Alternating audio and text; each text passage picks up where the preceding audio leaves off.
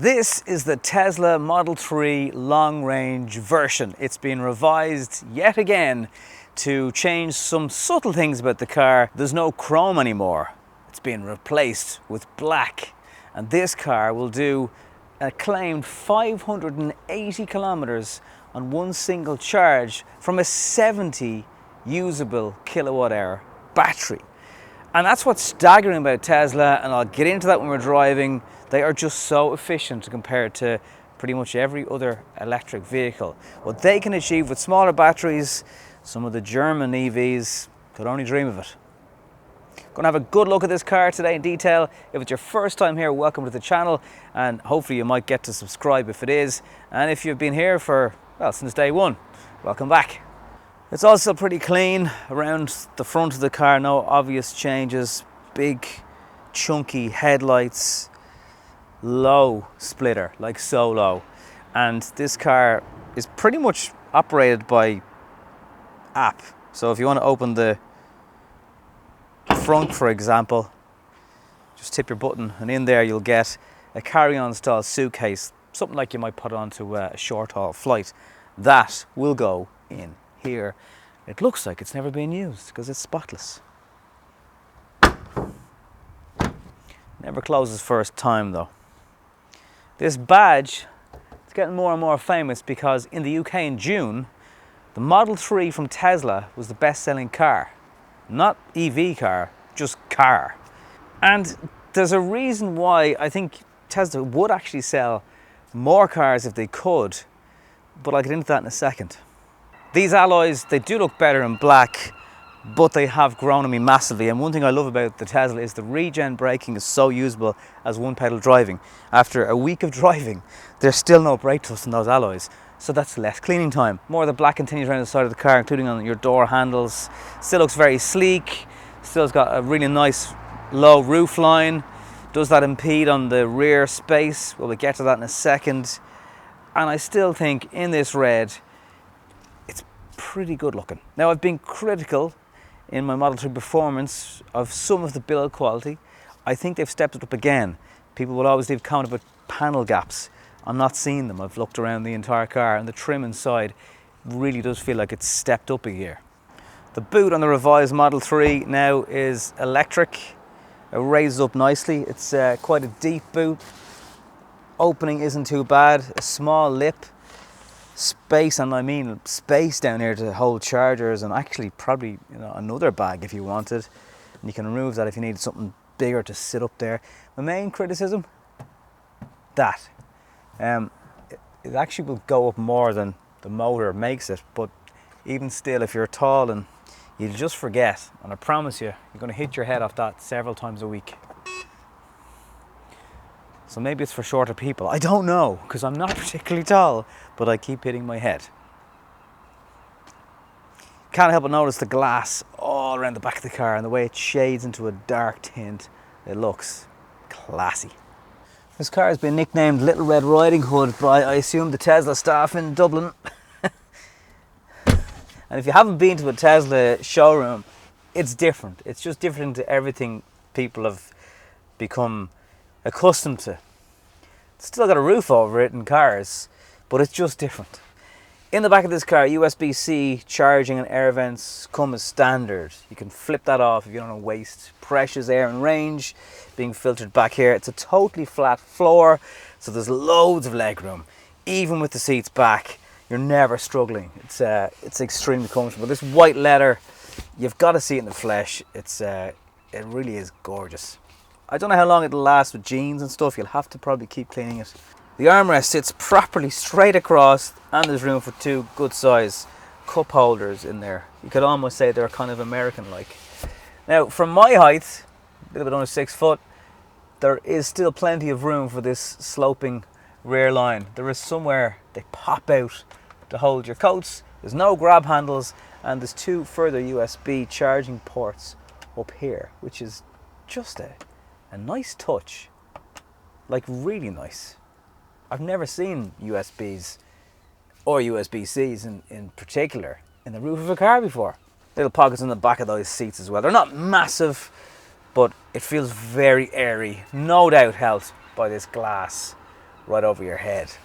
Something else that's really cool is summons mode. So again, via the Tesla app, that's so easy to set up. You need your Bluetooth on, that's it.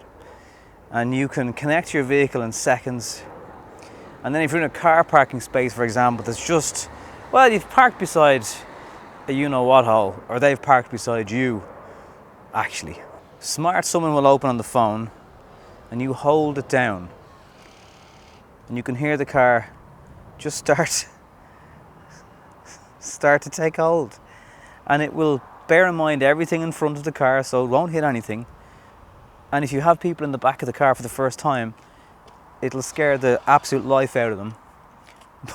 But, like, it's just so cool. And yes, it will remember the way it went forward. So if you're then reversing it, the wheels will start to move to make sure it goes back through the same path it came. Summon mode. Whatever next? One thing that might get a bit annoying for your neighbours anyway is to unlock the car.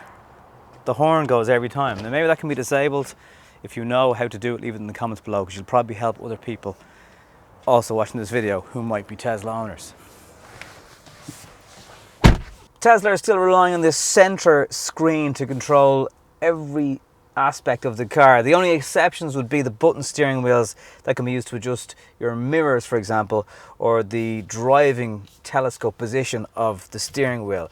The fact that there's still nothing in front of you here, it's not that this doesn't give you enough information, it does, it has everything.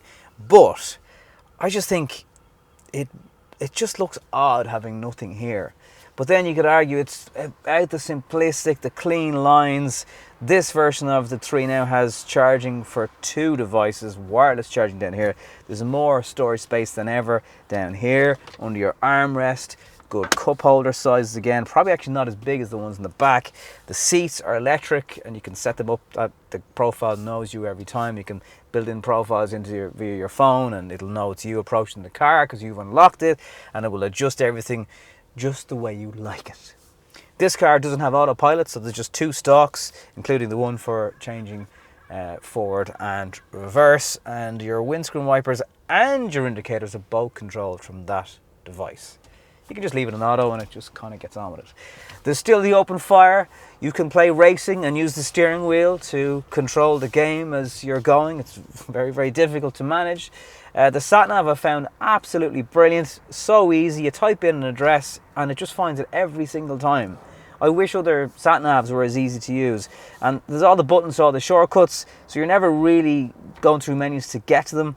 It looks like the car is doing about 14 kilowatt hours per 100 kilometers, and that really is amazingly efficient, considering the fact that you think this car will do 0 to 60 miles an hour in just over 4 seconds.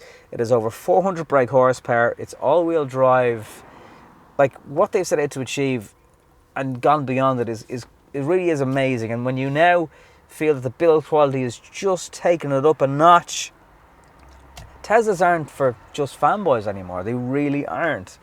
The standard version of this car starts at under €49,000. It is an extra 10 grand for the long range version, so you'd really want to be, doing serious miles. Like, I've got 50% of the battery left after driving for nearly a week, and I've got over 300 kilometers left, and I haven't been driving it slowly. The one thing that I think will make Tesla still sit behind the likes of Volkswagen with their electric offerings is you still can't do PCP. And you can't do HP in a dealership. You've got to sort out your own finance. They do now do personal leasing, but a car like this is still going to probably cost you €1,000 a month. Whereas if you're a company car user, while this one goes beyond the 50, the standard Model 3 is well under the 50 and it's 0 BIK. And in that aspect, it's just a no-brainer. But if they could get their finances in order, in the sense of helping you buy one, we would see more of these on the road. Make no mistake about it. Let me demonstrate the buttons on the steering wheel if this kind of stuff would annoy you. So you just raise that up and you raise it down. It's not that complicated. If you'd like to go in, you do that, and if you'd like to come out, it's all on the same little ball control on the steering wheel. And because you're never really changing it that often and the profile will be saved, it's really not an awful lot to be asking. The fact that you can do so much from a phone with a car is incredible. Whether it's finding out your exact location, if someone's doing a speed that you feel they shouldn't be, you can see when the car is moving on that phone how fast the car is traveling. There's so much in one little device when it comes to the Tesla Model 3. You can relax the car back into chill mode if the 400 plus brake horsepower burst is just too much for you. So maybe if you're just getting used to having a particularly fast car, it might be something to bear in mind. You know, the 0 to 60 time is staggering, and it's just made all that easier by the amazing grip that you have when you floor the car. And even when you do, you're pushed back into your seat, and things in your rear view mirror just get smaller and smaller very quickly. If you want to see my Model 3 performance video review, you can click the link there. But to me, to be honest with you, this is enough. Get the white leather, the black alloys, and this colour, and you're going to have a car that looks pretty cool. Similarly, you can adjust the weighting of the steering wheel, and if you really like light steering, although I personally would feel it's too sharp. It's so light that you end up steering the car in directions you didn't mean to steer it in. Tesla's so-called heads-up display I find is fine because it's quite beside your eye line in terms of you can keep an eye on the speed you're doing. It'll also interpret road signs, traffic lights, speed signs, so you could not fully drive this car without looking out the window, but the reversing camera is so good, and the technology in the screen is so good. It just makes it an easy car to drive. And then you have Tesla's charging. I didn't bother driving up to Castle Bellingham in this particular video. I have a Model S where I did drive up to the supercharger on the northeast side of the country, and there's new chargers now in Cork, of course, as well. There's no messing around with cards, there's no ringing anybody because something doesn't work. You just plug your car in and it's linked to your Tesla account. Obviously that free charging for life isn't there anymore. What a nice feature that was. But with this usable 70 kilowatt hour battery, it's still very chargeable at home. You know, you plug it in overnight and you'll have that 580 range. I would recommend, unless you're doing that mileage, do not charge your car past 80%. That is the optimum charging. Any lithium-ion battery that isn't going to be used straight away shouldn't really be charged to 100% anyway. So I do think the standard range version of the car, coupled with the fact that they really are so economical, it's not like you're going to see half. Obviously, you know, weather, colder winters, they will all affect the range of the car, but I found it very, very reliable, and even at kind of faster speeds. The handling is so sharp. Like, one argument you'll get from people who are considering themselves true petrol heads, they'll often say, no, it's not the same, and no, I need to hear an engine noise. And I do appreciate all those things, I'm not dismissing them, but if you are someone who enjoys cars, there's so many elements built into how these Teslas drive that I guarantee you'd still enjoy it. It may not be the same experience, but I don't think you'd walk away and say this is a crap car to drive, because I've been that soldier. I've had those cars, and I do thoroughly enjoy driving this. 3 different levels of regenerative braking. The most severe does mean it's a 1-pedal car, and you can just ease off the throttle coming up to a set of lights or anything like that, and then just squeeze away, and that power never gets old. It is proper smile-inducing stuff, and yeah, it's great fun. Sentry mode is a mode in the car. Basically, the webcams front and back are always recording if you want them to, and if there's a human who walks across the front of the car, if somebody hits you, obviously there's a window of footage that is recorded. Now, I wouldn't say it drains the battery, but it uses your battery. And where I was fully charged during the week, I went to drive the car the next day and Sentry Mode had been on, keeping an eye on everything, and it had gone from 500 plus. I got into the car, it was at 450. So the more incidents that happen, the more often it has to come on.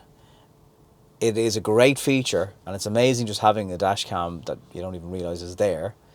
But Sentry Mode definitely uses a significant chunk of your range. So if you want to have decent range first thing in the morning, I turn it off. There again, if you are owning this car for a while and you've gotten used to how much range you need, it might be something you always leave on.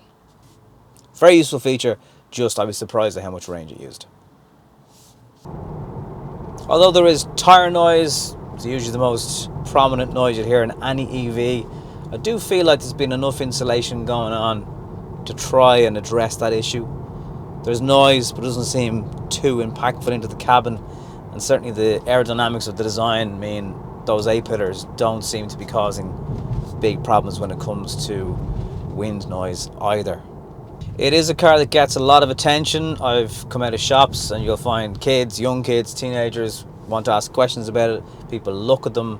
There is definitely something that captures the public's imagination about Tesla, whether it's the looks of it, whether they know the name because people like Elon Musk keep them in the news all the time, but it gets attention. There's a guy just having a nose right now as I drive by.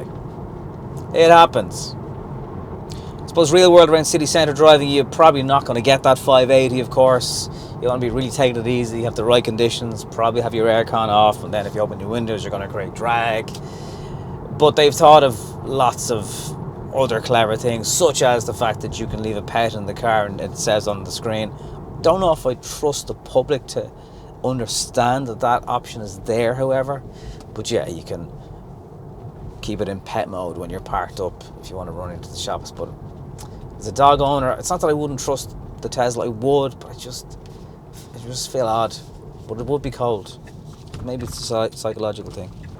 Compared to any other EV though, you're really like, okay, the Porsche Taycan, obviously, and the Audi e-tron GT, they're cars where you don't necessarily feel the weight either. The way the handling is pretty spectacular, but they're not starting from €48,000. So no doubt, with that added range, this is a very, very acceptable electric car by anyone's standards. The fact that you can dump well over 200 kilometers into this car in 15 minutes at the right charger, it is an electric car that answers an awful lot of critics when it comes to range. And in my personal opinion, it's a car that even petrol heads would enjoy driving, and I don't think you can give it any higher accolade than that. And the fact that it goes this quick in such a short space of time is staggering. I think this is still the all-round electric car to beat. While there is a whole stream of really cool electric cars either about to go on sale or on sale now, think of the Hyundai Ioniq 5, we really are in such a different place than we were even at the start of this year. In July in Ireland, there was massive sales of EVs. The warranty on the car is not as long as some of the competitors. Range, performance, style, looks, and now I'd argue build quality, it is still the one to beat. And if I'm honest with you, I'd buy one in the morning. Thanks very much for watching.